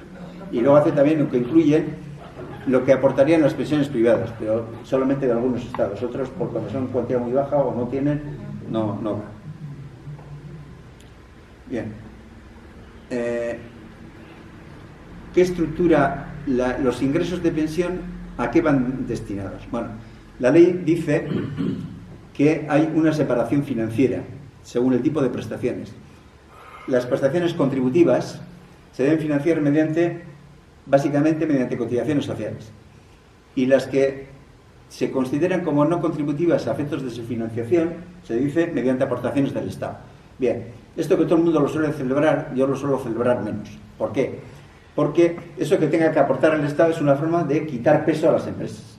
Entonces, algunas cosas es muy razonable que se quiten, porque algunas cosas es lo que se han venido a llamar todo el mundo, hay que quitar los gastos impropios, pero es que algunos gastos no eran impropios. O sea, el hacer medidas de redistribución o de conceder medidas para compensar la brecha de género, eso es lo que debe hacer un sistema público de reparto redistributivo. Otra cosa es que ahí incluían también la disminución de cotizaciones para medidas de fomento del empleo. No, eso no debe ser una medida de seguridad social y tal, ¿no? Entonces ha habido un poco lío, pero lo que se ha hecho, la lógica es que todo aquello que sea redistributivo vaya al Estado. Es una forma de entender que en un sistema que abarca a todos los trabajadores y trabajadoras no debe haber redistribución, debe funcionar casi como un sistema de capitalización, basado en la lógica del totus des, tanto doy, tanto recibo, que yo creo que es contradictorio a lo que debe ser un sistema público de reparto en el cual haya elementos redistributivos que favorezcan a aquella gente que tenga en peores condiciones laborales y sociales, porque han tenido más dificultades, etc. Bueno, pues esto es lo que se quiere, en algunos casos, no tanto eliminar o no eliminar solo, sino decir, bueno, esto al Estado. Bueno, las fuentes de financiación, ¿cuántos en cuantía? Las cotizaciones destinadas a pensiones contributivas vienen a ser algo más del 9% del PIB. El presupuesto del Estado dedicado a clases pasivas, el 0,7% del PIB. Las transferencias del Estado de pensiones contributivas, que aquí pongo algunas cuantas, es decir, que son estos de los que algunos llaman gastos impropios. Los complementos de mínimos de las pensiones no se pagan con cotizaciones. O sea, si tú tienes derecho a una pensión de 600 euros en base a las reglas, a lo que has cotizado de tiempo, pero la pensión mínima es de 850 o de 900, esa diferencia de 600 a 250, 300 se financia mediante aportaciones del Estado provenientes de la fiscalidad. Eso ha ido tardando, pero se ha ido haciendo. Bueno, mutuas de acción de trabajo. Bueno, los tipos, 23,6 empresas, las cotizaciones representan el 75% más o menos de los presupuestos del sistema y una cosa importante es que hay un fondo de reserva que se creó cuando en algún momento el sistema era superavitario, es decir, que se recaudaba más que lo que se gastaba, y llegó a haber hasta 65.000 o 67.000 millones de euros. Después no solamente ya no era superávit, sino que hubo recursos a préstamos crecientes del Estado de la Seguridad Social. No desapareció del todo porque nadie quiso hacerlo desaparecer del todo, pero cayó drásticamente. En estos momentos se prevé que con las cotizaciones del MEI al final del 2026 el fondo de reserva podrá tener unos 14.000 millones, luego se cumplirá o no, depende. Bueno, y las deudas que tiene el Estado con la Seguridad Social por los préstamos que ha concedido el Estado a la Seguridad Social serían 166.000 millones, pero no sé si esto no lo había puesto con tantos cambios. En algún momento el Tribunal de Cuentas, en una sentencia, que es el que audita las cuentas de los estados, en una sentencia del 2017 dijo que el Estado debiera pagar a la Seguridad Social algo que, por estos conceptos que he dicho, que tenía que haber aportado el Estado, pero que lo hizo tarde, que debiera aportar, debiera tener una deuda que evaluó en 103.000 millones de euros. Y que en valor actual, es decir, que si ese valor de 103.000 aplicas la actualización conforme a los tipos de interés, hace unos años se diría que serían 200.000 millones. O sea, en estos momentos yo no sé si los préstamos que tiene la deuda de la Seguridad Social con el Estado es mayor que la otra, pero el problema que tiene que la deuda del Estado con la Seguridad Social, según el Tribunal de Cuentas, no es una deuda jurídicamente exigible, porque cuando no hizo eso, no estaba es decir, la ley dijo progresivamente o los complementos de mínimos se pagarán mediante aportaciones del Estado, pero no dijo que hay que hacerlo necesariamente en el 2028. Esto se empezó a hacer más tarde y, bueno, el Tribunal de Cuentas ha dicho debiera haber esto, pero era algo no jurídicamente exigible. Nadie dice nada, el Estado, ningún gobierno ha dicho la Seguridad Social me tiene que devolver lo que le debo, ahí está, pero puede servir como elemento para justificar los recortes en pensiones. Es decir, que esto es insostenible, que hay una deuda que tiene que pagar.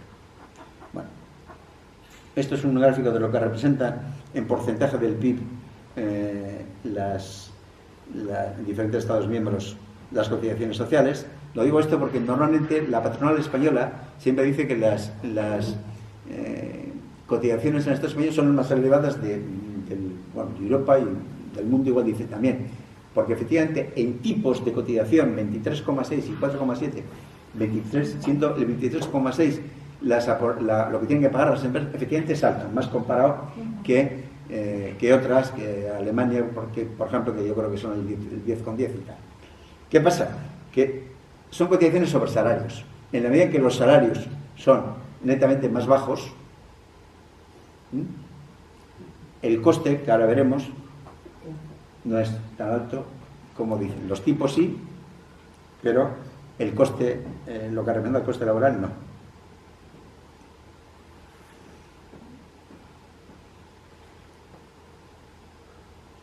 ¿Cómo ha evolucionado la parte salarial? Porque esto condiciona las pensiones.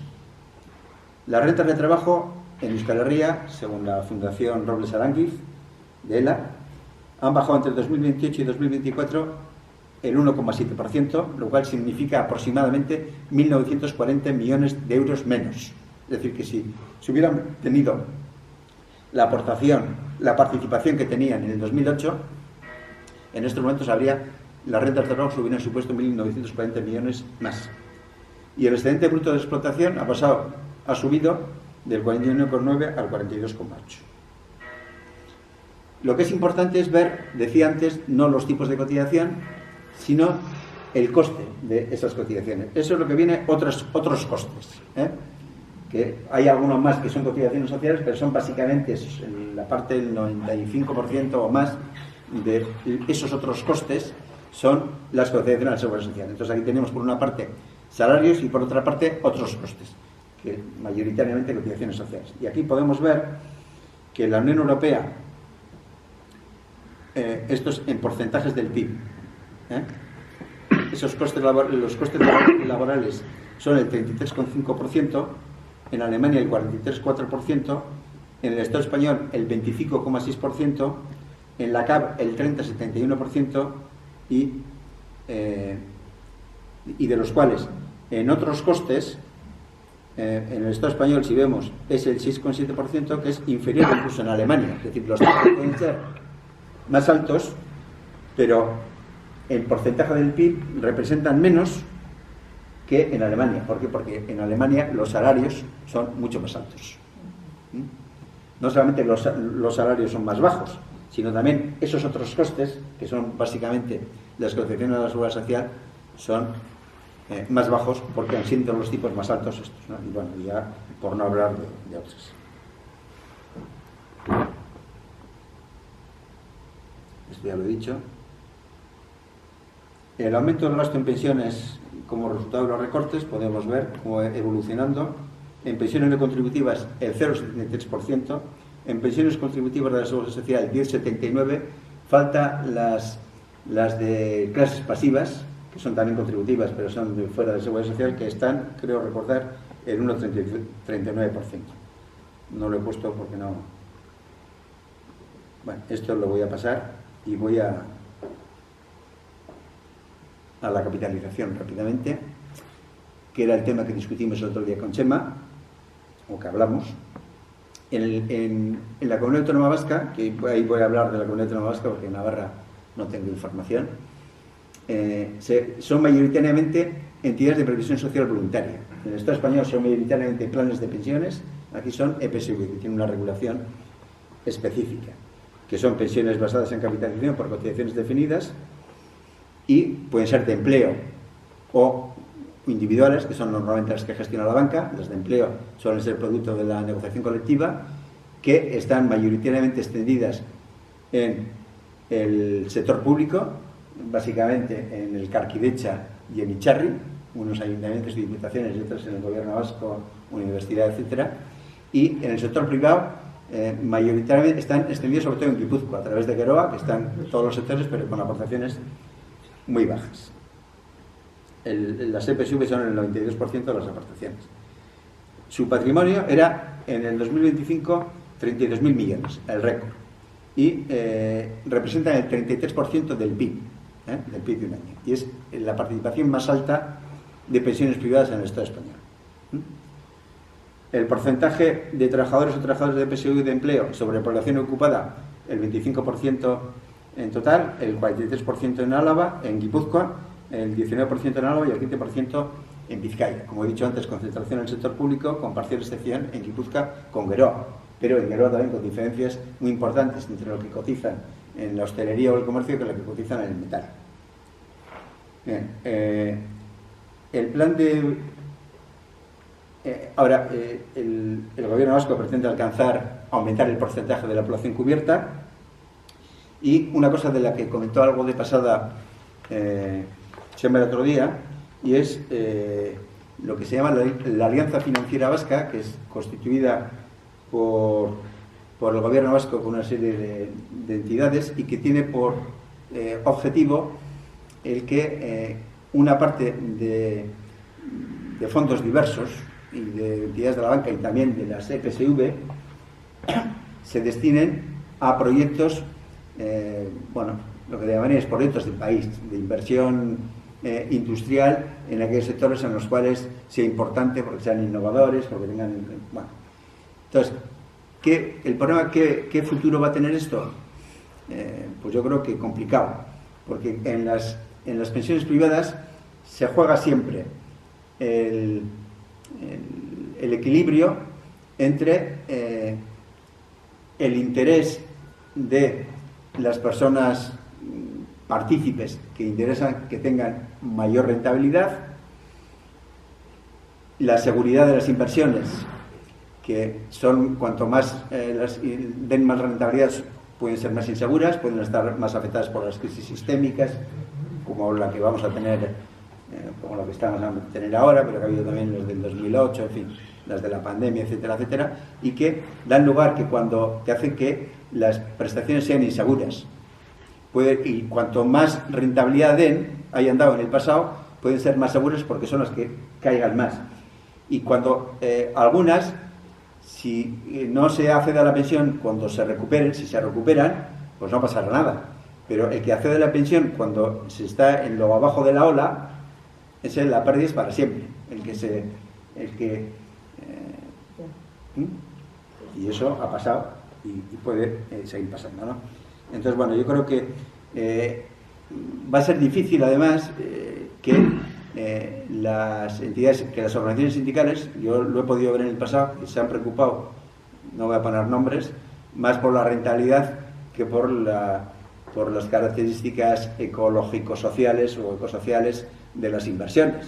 A mí me tocó hacer en una asamblea que me tocó, que iba en representación sindical, decir, oye, si estamos haciendo inversiones en algunos estos de que hacen inversiones criminales de narcotráfico, que había documentación.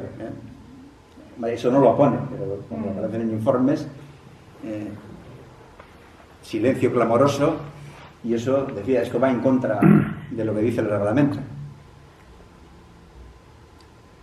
Bien, valoración rápida. Hasta ahora el sistema ha proporcionado, hasta los últimos años, tasas de reemplazo y de generosidad superiores a la casi totalidad de los estados, tanto de la OCDE como de la Unión Europea, pero que no han sido pensiones tan elevadas, como se dice, tasas de reemplazo altas pero pensiones no tan elevadas porque se aplicaban sobre salarios medios y medianos bajos, y que además han perdido en los últimos años, como hemos visto antes.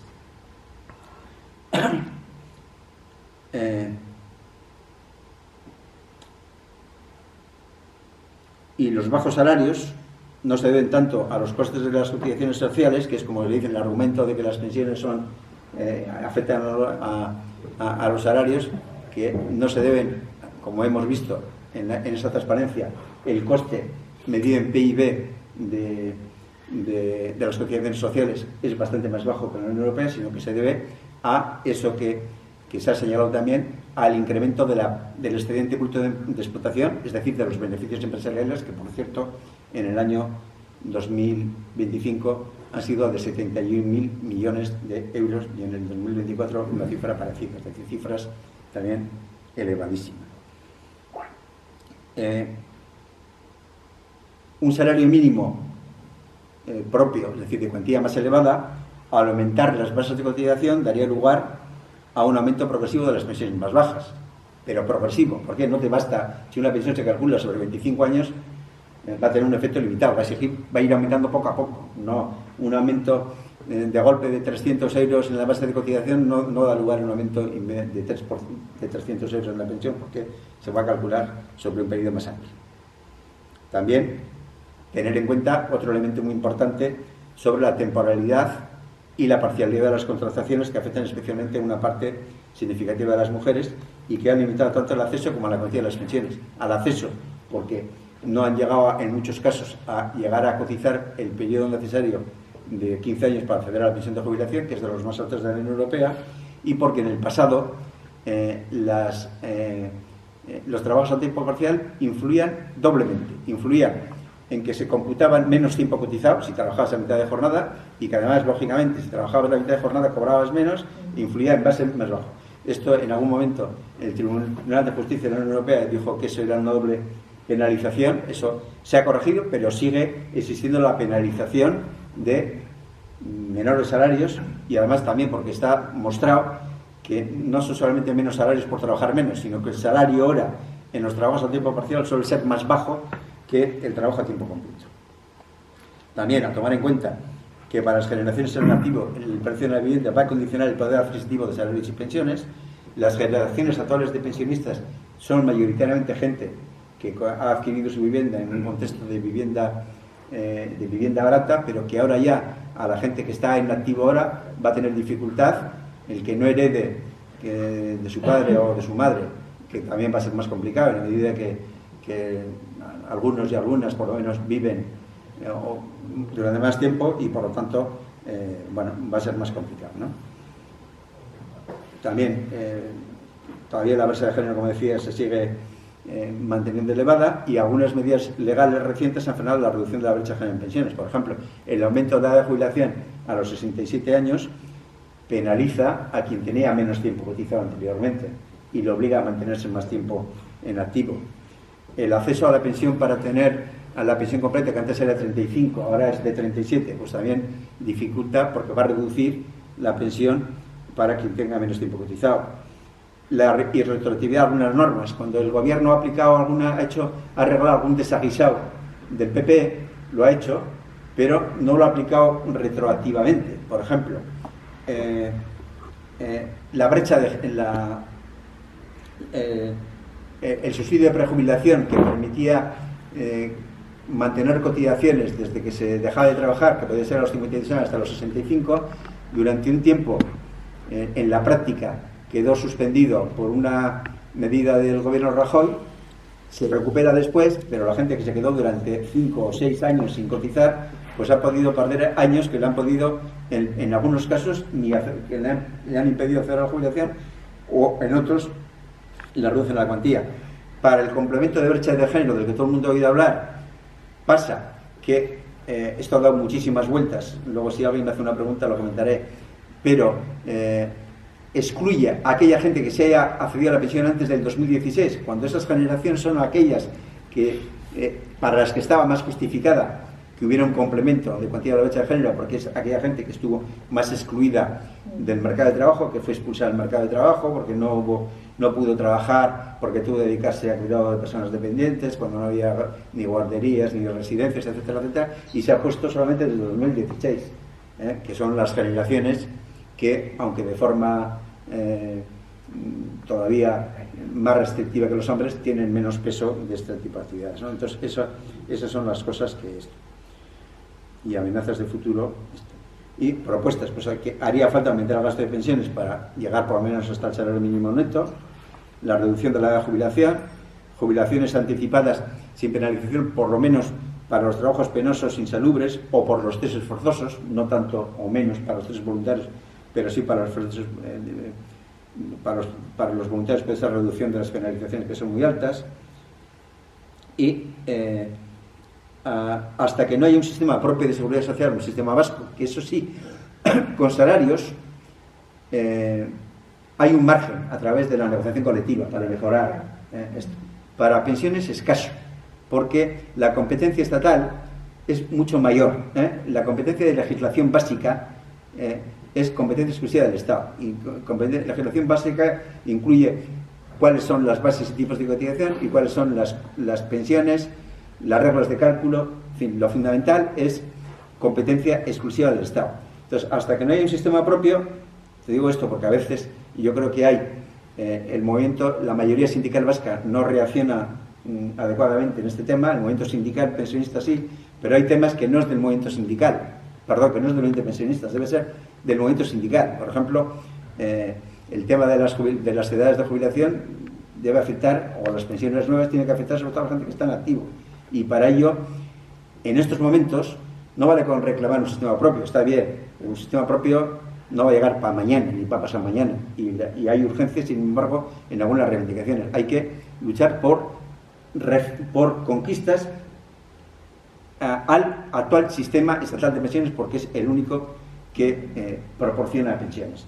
Y, en todo caso, lo único que puede hacer, pero para las pensiones más bajas, es que a través de la renta de garantía de ingresos, o de uno nuevo, que fue lo que pretendió la ILP del movimiento pensionista, que el movimiento pensionista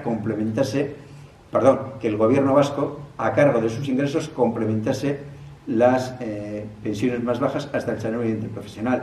Claro, eso se puede hacer para las pensiones más bajas, no se puede proporcionar para cualquiera otras, porque aparte que dirían que sería ilegal, pudieran decir que es ilegal, pero además no, en la medida que el gobierno vasco no recaude ingresos, no tiene la competencia para recaudar ingresos de cotizaciones, no puede suponer un concepto que supone un gasto tan elevado, que por cierto, este tema ya no, en estos momentos lo que ingresa el gobierno vasco, o lo que ingresa, la tesorería de la Seguridad Social en la Comunidad Autónoma Vasca y en la Farroa por cotizaciones sociales, no solamente es menor que lo que se paga en pensiones en la Comunidad Autónoma, sino que la relación es bastante más baja que en el Estado español. O sea, si en el Estado español, decía antes, el 75% de las pensiones se financian con cotizaciones sociales, en la Comunidad Autónoma Vasca es menor. Es decir, que el déficit o la diferencia entre una y otra es más alto.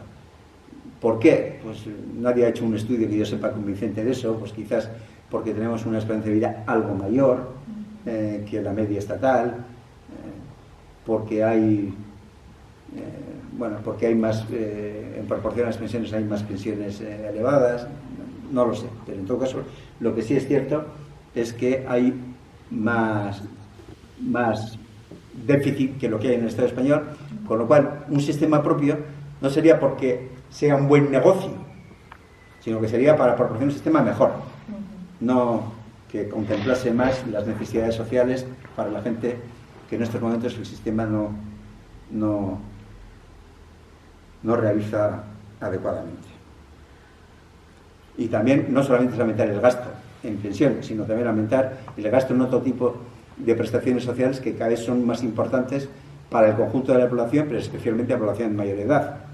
El gasto en salud y protección a la dependencia, en el desarrollo de la vivienda pública, que va a ser muy importante también para las futuras generaciones de pensionistas, en intervenir en el mercado privado limitando el turismo y aumentando también los ingresos de cotizaciones sociales para pensiones, aumentando más y más rápidamente la base máxima de cotización, de impuestos, y rechazar el modelo el modelo, sobre todo, de planes de capitalización privada. El otro día, lo que hubiera discutido con Chema es que una cosa es que mientras no hay un sistema público, las EPSV de empleo puedan complementar, sobre todo para las pensiones, pero en un sistema público adecuadamente diseñado, hace innecesario un sistema privado y además no tiene los problemas que tiene un sistema privado, tanto de inseguridad como de riesgo potencial de inversiones antisociales y antiecológicas. También antisociales, porque para tener mucha rentabilidad de las inversiones, pues puede ser, si se invierte en una empresa, pues que la empresa pague pocos salarios y que mantenga poca estabilidad en el empleo. Yo creo que por esa razón, y luego también discutiría algo que se habló el otro día sobre la fiscalidad, porque es cierto que por una parte se reduce en la base impositiva del IRPF y luego se paga cuando se percibe, sea de golpe, en forma de capital o en forma de ingresos. Pero eso no es exactamente equiparable, porque cuando se desgrava cuando se está en activo, y cuando se está en activo es cuando normalmente los ingresos son más elevados que las pensiones que se van a tener luego. Te permite no pagar impuestos a tipos más elevados, que serían los tipos más elevados. Si tú ganas 50.000 euros y vas 4.000 a un plan de pensión privada, a una EPSV, esos 4.000 euros que no pagas de impuestos igual estaban a un tipo marginal del 35% al 38%. Cuando vayas en pensiones, normalmente tus ingresos no van a ser de 50.000 o de 45.000, lo normal es que sean de 30.000 o de 35.000. Y lo que vas a pagar, en principio, es a tipos marginales más bajos. Pues ya lo siento, es la chapa, pero... Ahí se ve que has sacado. Ya me imagino que no tenéis ni muchas ganas de, pero igual a alguien sí. No solo preguntar o observar, sí. Yo te voy a decir una cosa general, bueno, las cosas generales luego, y dos cosas de las que has puesto ahí para comentar. Una, en una de las programas de esas que has puesto, me ha llamado la atención porque el dato de Suecia, y yo creo que no estaba sumado. O al menos, no sé, me ha llamado mucho la atención. En la fase, creo que eran de cotizaciones, ¿no? Sí. En uno que era costes salariales, sí. No sé qué, Pues así. No, Antes. ese. Lo que pretendí decir es que el coste de las cotizaciones sociales en el Estado español es bastante más bajo, incluso que la media de la Unión Europea. Yo no quise hacer... Era un gráfico y yo lo quise llevar a una transparencia porque el gráfico no lo pude lograr pasar y además no era muy claro, no se veía muy claro. O sea, pero es la media, es por abajo de la media de la Unión Europea. O sea que en el Estado español no se gasta mucho en cotizaciones sociales. Y el conjunto de los salarios, y yo en ese sentido quiero decir que los problemas de que los salarios sean bajos no es porque el gasto en pensiones, porque las cotizaciones sociales es lo que van a las pensiones sobre todo, sea muy elevado. Es porque porque el modelo productivo ya está en el Estado español, especialmente, menos en Euskal Herria, aunque también está basado en un modelo productivo de bajo valor añadido, es decir, de bajos salarios, y también porque hay una política dura, no hay más que ver la patronal Confebask, que ni siquiera... Quiere decir que no se ha querido negociar no ya para llegar a los 1.500, es que no se ha querido negociar para decir, oye, pues en vez de 1.221 voy a poner 1.300, porque el salario mínimo aquí, el de los 1.221 solamente afecta a poca gente, sí, a menos gente que en otro. Claro, el de 1.500 afectaría a más gente, pero no quieren ni eso. Es una patronal, bueno, en todos los casos son patronales duras, pero bueno, la de aquí igual más dura porque encima tienen mucho ahora además de la derecha tradicional tenemos la derecha nueva y esto. Por ejemplo, llama la atención que Vox, con aumento importante de influencia, no solamente en los jóvenes de 18 años, también en los de 35 y 40, y no hablan de ello, pero el modelo de pensiones de Vox es una pensión mínima, de pensiones mínimas y el resto de pensiones privadas. Miquel, una cosa. A ver, ¿sobre qué tiene que ser la subida de las pensiones? ¿Sobre qué criterio? Adelanto el mío, sobre la subida, sobre el IPC oficial. Y eso tiene sus debates. Uno has contado tú, pero yo creo que hay otro debate también. Primero, pues se puede decir, ya sé que es una idea que tú has defendido más de una vez, que se establezca en relación a los salarios. Pues eso, si la pensión mínima pues igual al salario mínimo, encantado la vida. Pero como ahora mismo el salario mínimo es muy superior a la pensión mínima, significaría que si la pensión mínima es 200, y si el salario mínimo es 200 y la pensión mínima 100, decimos que se que suba el 10%, pero el salario sube 20 y en la pensión sube 10. O sea que volvemos a las viejas cosas afinas de nuestra mal, de que en lugar de sobre las proporciones se hagan sobre cantidades fijas. Pero bueno, pero ese es un debate que me preocupa menos. Porque está bien decir que como reivindicamos que el salario mínimo es igual a la pensión mínima, pero diría que se añada a eso y desde este punto de partida las mejoras de pensiones se establezcan en paridad con las pensiones salariales. Pero desde este punto de partida, porque el otro es perder dinero. Vale, esa es una cosa.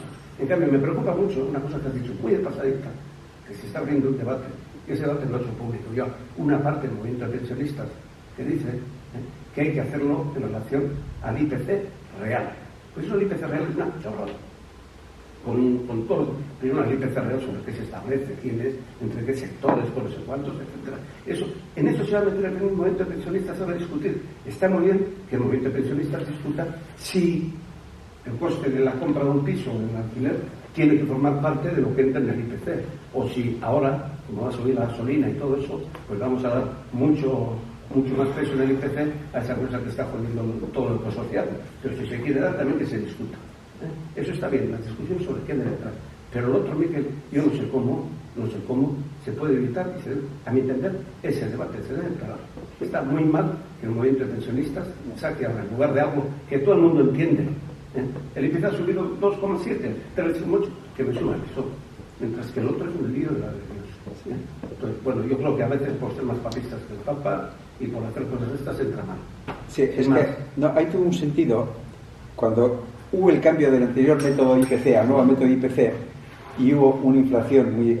en la transparencia lo explico, lo podéis ver. O sea que en el momento del cambio dio lugar, igual además hicieron por eso el cambio, es decir, no el método basado en previsión y posterior arreglo con la paguita, sino que dijeron, bueno, no, esto, aquí ya no hay paguita, se va a subir conforme a la media del último año, ya no hay paguita, es la media del último año, eso es matemático.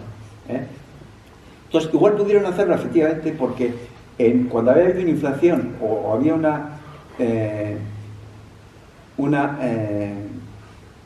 una previsión de inflación muy alta, resultaba mejor hacerlo a la media del último año que hacer conforme a una previsión que aunque luego se revelara falsa iba a tener que dar lugar a un pago antes. Entonces hubo una pérdida en el cambio que luego se recupera cuando la inflación baja.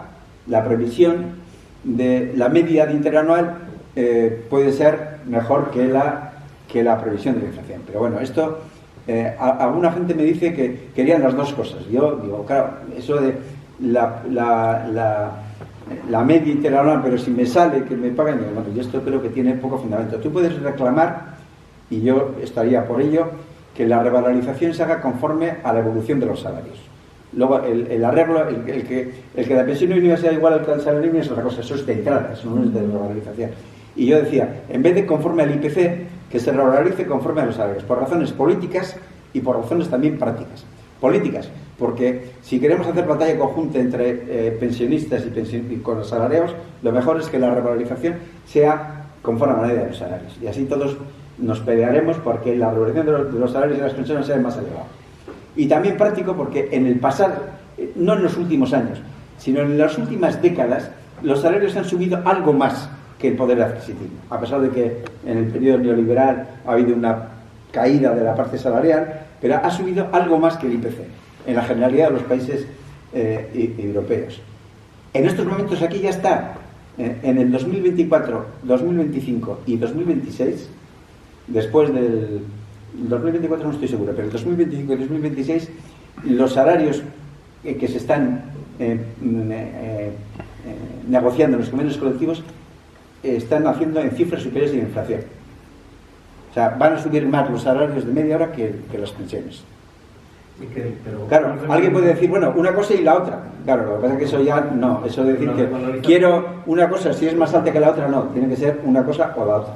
Pero si la regularización de los salarios es el 10% y la regularización de las pensiones relacionado es también del 10%, la diferencia aumenta entre los salarios y las pensiones.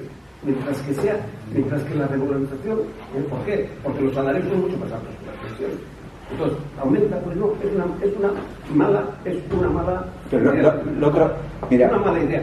Cuando se todos los sistemas regresivos, todas las reformas regresivas si se consigue igualdad entre uno y el otro sí, pero el otro está siguiendo que los salarios suban 20 y las pensiones suban 10. Por lo tanto, la diferencia salarial, la brecha, habrá aumentando en lugar de igualarse.